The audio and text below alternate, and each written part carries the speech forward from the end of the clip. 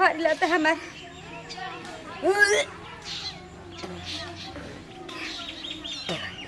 के जाने कहाँ उल्टी आता हमारा। केकरा से पूछे केकरा से कही कपार घूमता हमार। लगा था कि घर ही में सबके बताए के पड़ी। पहले जाके ना कुछ खट्टा चीज खा लेते नहीं क्या पता ओकरा से मन ठीक हो जाए। और से भी मन करता कुछ खाता खाए के। का भइलो कन्या काहे दौड़ रही हो? बबुआ कहत न कि अरे माई देखना चाची न एथी बकतरी तो यही चलते हम बकरिया छोड़ के ओने से दौड़ लावत नहीं। का भइलो हो? के दीदी जी उल्टी बहुत होता है मन घबराता हमार। कुछ खट्टा खाए के मन करता ते? हाँ जी इस तो जाते नहीं सोचते खटाई खा लेम तो क्या पता ठीक हो जा। पावा भर लगा था ते? हाँ जी सब कुछ मन एकदम अजीब तो बैठो मन करता ना खाली खाता खात रही बैठल रही कुछ करी धरी ना। कन्या खुशखबरी बा तू माई बने वाली बाड़ू हम बड़की माई। ये क्या कहता नहीं दीदी जी सही में? हाँ सही में हम माई बने वाला बनी। हाँ चला हे भगवान सुन लेनी घरों में तना निकल के तोरा परवा परवा मारी ढील रख ले ताड़ी। ए दीदी देखी अभी ढील है तुम कह के ना बोली तोर बियाह नहीं खना गुरे सुनले मैंने के जेकर लड़की के कपार में ढील रहेला कलसा का पानी गिरे तो कबो जइबे ना करेले कपारे में रहेली सन मतलब कनियो के बियाह हो जाला कपरे से। ये कहता जी दीदी मन का हमारे को शादी हो ई ढील के कैसे शादी हो सकेला? अरे ना जले सन कलसा का पानी का तो गिर जाला तो हम सुन वही बनी कहावते ह जी दीदी तब तो पर को लोग तो हमारा सहेली बना के रखे के पड़ी ना। एकदम सहेली ना सवत भइली सन सहेली के तू बात दीदी कर सवत मत कही थी सवत को जिंदगी में नहीं बना सकत। चुप रह तू ए जीव का बात क्वेश्चन कर तो जाओ सुना जा। अब मंझली के ना आराम के जरूरत बा ठीक नु। अब ओकरा से काम धना मत करवा जा। का बोलूं का गिर बोलिया का गोर है का टूटल हो जी दीदी आ ना हो गिरल का हमारी भगवान करस मत ठीक नु। मंझली ना माई बने वाली बिया माई। हाँ ते से कहते बड़ी खुशी की बात बाटे चाची बन जी छटकी कि बेचारी कितना दिन के बाद ओकरा लइका होखे वाला बात है कहता नहीं खुशी के बात आराम करे खातिर कर दीदी है तब तो बड़ा अच्छे लगी घर में छोट लड़का हो जाई है टून टून है हमने चली है ओकर नाम पता बा रखल जाई है ना टुक ना ना ना दीदी ढोलक का बा ना रे छटकी तबाला जे मनते ही बजा के चल जाई। हां तो सब कुछ टांगा चल जाई ना तब झाल जे आई झाल बजाई जाई। अरे ई ना गइनी फलाना बो कहनी जोने हिसाब के बौसा ए दीदी जी पहले अभी त आवे 10 ओकरा बाद अभी ओखरो पाई लदले काटे के गुड़ बनावे के थी ओखला हम बाकी कुछ भी कम जा हम त नाम पहले ही धो देले बनी ढोलक का बा लड़की हो की त ढोलकिया अपन बेटा बेटी के कितना अच्छा नाम थैले बाड़ी ना तबाला झाला धराई ओकनी ओके हमार लड़का हो जाई नु त डमरुआ। हां औरी लड़की होई त झाल कुछ धरम जा दीदी कुछ धरम जा।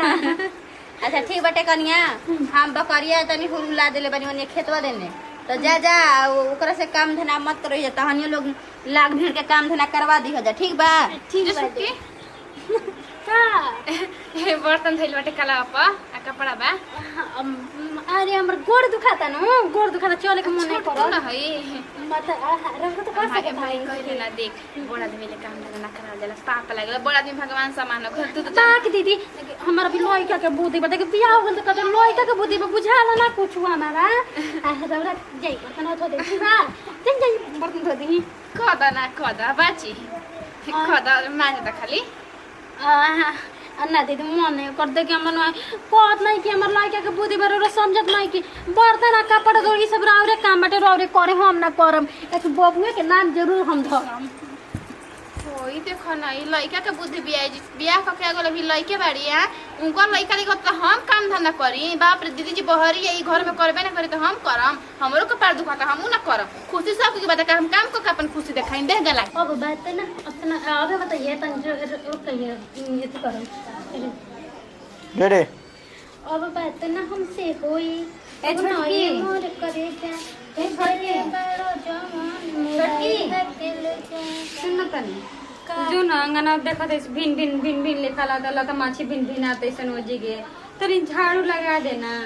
पक दीदी और तो खाली काम के चिंता रहेला हमारा देख मन नहीं करते कि हमर कपार दुखाता हमार पेट दुखा देना तो हम कर दे रहती जो लगा देतन लगा के फिर चल आराम दीदी कर देखी लिए। बबुआ होगी न है देखी ओकरा के हाँ हमारे पास छोड़ दे लेकिन अपने जैसे बना दी ओकरो के जहाँ जाई न तहाँ हंसते खेलत रही हाँ न चिंता मत करे छोटको लड़का हमारे जैसे तो हने जानी न खेले बुझे कर बुझे संभार बुझा गाय के बनाई ओकरा के गाय के जन्नी गाना गाय सिखाई अपना जैसा कुछो बनाई है तहारी लड़का हऊ ठीक न अपने लड़का समझ हाँ दीदी लोग तो लड़का पैका बासन हमारे लड़का ने के सुंदर और लड़का है हमारे लड़का बच्चे बराबर ही बने तब का भगवान करी तोहरो हो जाई जाना छोटको तने लगा द हाँ झाड़ू देखी कपड़ा कपड़ा हेत घूम तटवे दीदी बस के नहीं के हमरा ठीक बनो देखी कपार के दवाई कराओ तनी एगो सही आई कौन फेकला करे ऊपर पेड़ा पर से गिरल होई आई दीदी देखा हमारे से होई ना ठीक बनो चाहिए दीदी लोग बोल दी करे के ठीक है बा हाँ जाई इहे चल रहा ठीक ना लगेला सब अच्छा लगेला बाकी इहे ना लगेला काम हई कदे छोटकी तो हम कदे छोटकी बुझा तक नौकरानी बनी का एगो ना काम करम हन होते घर में हाथ ना लोग बात सब कोई मिल के काम करो दीदी लोग नहीं खींचे वो लोग ना करियन जा हमारे ऊपर आ जाते जे काम करवाए जा तनी वो एको तू वहां के दूध छोड़ के हमरा के बाहर में चल गई बनी जा तनी हम ही लगा देतन जब छोटकी लगेबे ना करी ऊ लगेबे ना करी दीदी जी तो बाहर ही गल बनी केहू लगेबे ना करी तो हम का करम हम ही धीरे धीरे कर देतनी वैसे भी कहल ना चला जा कपार पे पड़ेला ना तो केहू न संभारे खातिर आवेला का तू चिल्ला तड़ो लेके आवो तनी तो न जानी खातिर खाना अबे तो जानी खा लो जा चीट तो देता जा खा तो नहीं खुजे तो जानी केरन का होगल बचना के लागत बचना का दे वाली भी बकरिया अहिरे माई पेटवा दुखाता हमारे इतना दुखाता नु झाड़ू लगाए के मन नहीं के करत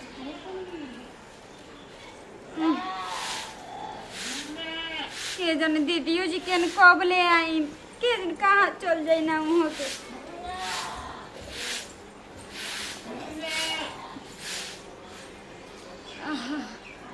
हम मन करता तुमसे बढ़ जाई मन करता नहीं चल जाए भैया के फोन करके 2 दिन खातिर तंचो करे के मन नहीं करत अब बुझाता है कि माई बनल कितना भार के काम है ऐसा ही ना लोग माई कहाए लगेला दादा पोस पाल के पेट में रह के दुख उख दर्द उर्द सब झेल के लड़का पैदा करके इतना पाल पोस के बड़ा आदमी करेला हमरा आज ये बुझाता टे मन के करत करे के ज्यादा धीरे धीरे से घुसु के करत का भइलो ओ कनिया हैं पेटवा दुखाता जी पेटा दुखाता टे कुछ उठा ले वजन चीज का ना जी बस झाड़ू लगावत रहे थोड़ा सा बर्तन रहते हुए तू काहे ला झाड़ू लगावत रह उदु न हईसन न आ कहां बाउसरे छट के साझली छोड़ देना दीदी जी एगो ऊपर तबियत ठीक नहीं के छोटकी के कहते चक्कर आता टे छोड़ दी रहे देखिए एनी घरे में रहले चक्कर आवताटे आ एने के आदमी माल मवासी चरा कोने से देख के आवत न त ए चक्कर नहीं खे देवत आ का हो एकरा पर ताम तुर ले बाऊ जत हन लोग हैं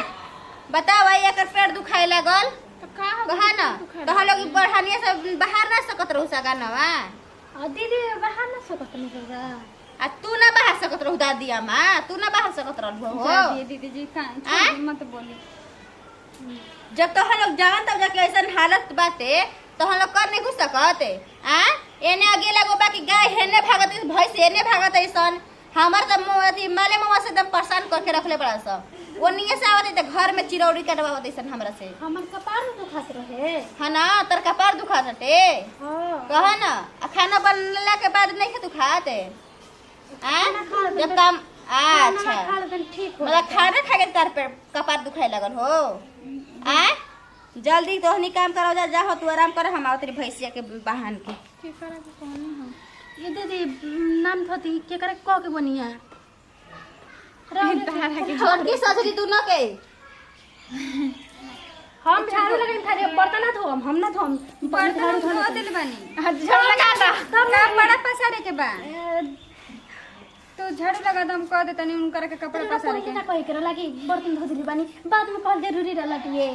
है तो जन ना धो रोज तुम धीरे धीरे कमाओ कह देनी है सब दूध लगा दम मन के का भइल बा हमर हे भगवान जी सोचे ले रही कि एगो छू के काम ना करम पर नु हमार पागलपन से नु पता ना काजन काहे झाड़ू ले लेनी है। हाँ तो झाड़ के लगा के छोड़ देम कि ना दिमाग ही खराब हो जाता है।